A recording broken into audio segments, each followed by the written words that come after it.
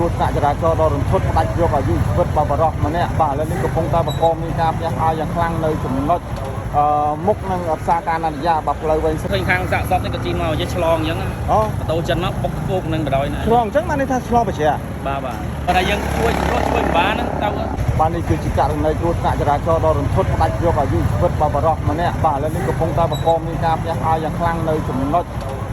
មុខនឹងផ្សារការណានយាបាទផ្លូវវែងស្រីដែលស្ថិតនៅក្នុងសង្កាត់ចោមចៅទី1ខណ្ឌពោធិ៍សែនជ័យរាជធានីភ្នំពេញបាទសពគឺនៅនឹងកណ្ដាលខ្នល់នឹងតែម្ដងបាទគឺឃើញហើយរថយន្តសង្គ្រោះបានចុះមកដល់ត្រង់ចំណុចទីតាំងកន្លែងកើតហេតុដែរប៉ុន្តែអកុសលបាទចូលរងគ្រោះបានដាច់ខ្យល់ស្លាប់បាត់ទៅហើយឥឡូវនេះយើងឃើញហើយចំណុចទីតាំងកន្លែងកើតហេតុបាទនេះគណៈវេលាទីភ្លឺនេះគឺបង្កមានការភ្ញាក់ផ្អើលយ៉ាងខ្លាំងមែនទែនតែម្ដងទៅដល់សំណាក់បងប្អូនប្រជាពលរដ្ឋដែលកំពុងតែនាំគ្នាបាទឈរចោមរោមមើលយ៉ាងច្រើនមែនទែនតែម្ដងបាទយើងមើលម៉ូតូរបស់គាត់ណាបាទស្អាតចេះតែម្ដងហើយបែរជាមនុស្ស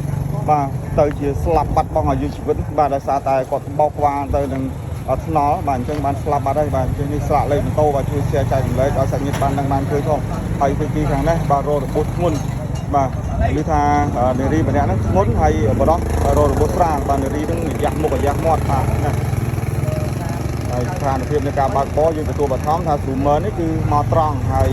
រៀបសង់បាទឆ្លងបាទមកដល់ត្រង់ចំណុចកន្លែងកើតហេតុបាទមុខនឹងផ្សារបាទឯករាជ្យមួយបាទផ្លូវវែងស្រីនេះគឺតែបុកគ្នាពេញទំហឹងបាទនេះសពនេះបាទមើលទៅអត់ធម្មមែនតើណាបាទអញ្ចឹងបាទបងប្អូនប្រជាពលរដ្ឋយើងយក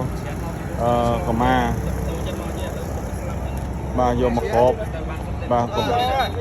ឡូវខ្ញុំគេសាច់ទឹកតែសាច់ចិត្តទេមិនតែទូមកម្នាក់ហ្នឹងបាទឥឡូវនេះផ្លូវវែងស្រីត្រូវបានសមត្ថកិច្ចបាទយកកៅអីបាទហើយនឹងភ្លើងបាទសញ្ញានេះដាក់សម្គាល់ដើម្បីគីឡូមានយន្តឬមួយក៏ម៉ូតូណាមកលឿនបុកប៉ះចំសាកសពបន្តទៀតណាបាទដោយសារតែសពគឺនៅនឹងកណ្ដាលខ្នល់តែម្ដងបាទអត់ធម្មតាទេគឺមិនដែរ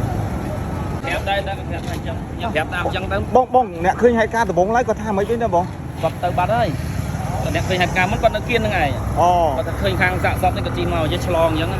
បដូរចិនមកបុកគោកនឹងបដ ாய் ណាឆ្លងអញ្ចឹងបានន័យថាឆ្លងបច្រាបាទអាហ្នឹងគេប្រាប់មកតែអញ្ចឹងដែរណាខ្ញុំមកតាមក្រោយគាត់បន្តិចហ្នឹងបាទន័យថាគេប្រាប់បងមកអញ្ចឹងដែរទេថាសង្ស័យតែគាត់ជាបច្រាបើតែយើងជួយមិនបានហ្នឹងទៅ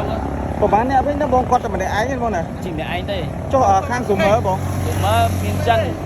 តែមានស្រីម្នាក់ទៀតតែឡើងផាសស្អាប់ទៅមុនបាត់ហើយរបួសហេបងស្រីរបួសហ្នឹងឯងថារបួសទៅពេទ្យនៅចិនគេចាប់បានហើយចុះអញ្ចឹងបានថាជនជាតិចិនហ្នឹង2នាក់ស្រីមួយរបួសទៅពេទ្យបាត់ហើយប្រុសចិនហ្នឹងឯងប្រុសចិនជីស៊ូមឺអីនោះប៉ូលីសខាត់យកទៅប៉ូលីសយកទៅប៉ុស្តិ៍ចោមចៅមួយហើយបាទបងបាទអរគុណច្រើនមក